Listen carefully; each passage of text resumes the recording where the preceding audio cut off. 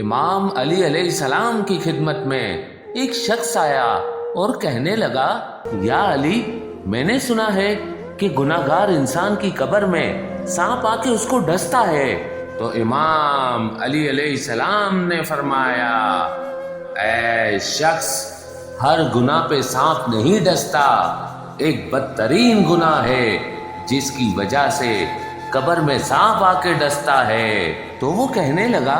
یا علی، وہ بدترین گناہ کون سا ہے؟ یہ کہنا تھا۔ تو امام علی علیہ السلام نے فرمایا، وہ بدترین گناہ یہ ہے کہ کوئی انسان دوسرے انسان کو کوئی کام کہے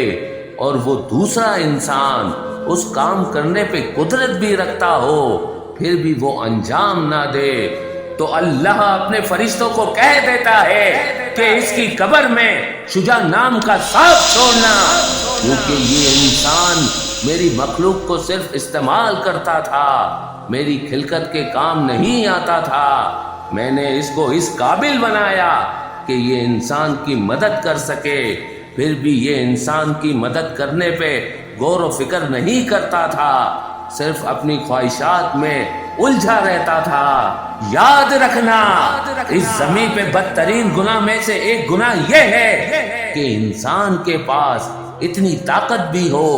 کہ وہ کسی کی مدد کر سکتا ہو، لیکن پھر بھی وہ کسی کی مدد نہ کرے،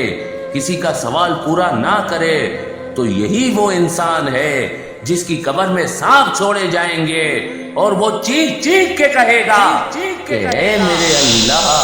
مجھے ایک بار پھر موقع دیا جائے تاکہ میں زندگی میں تیری خلقت کی مدد کر سکوں۔ لیکن افسوس، یہ موقع پھر اسے کبھی نہیں ملے گا اور اسے قیامت تک یوں ہی قبر میں سانپ ڈستے رہیں گے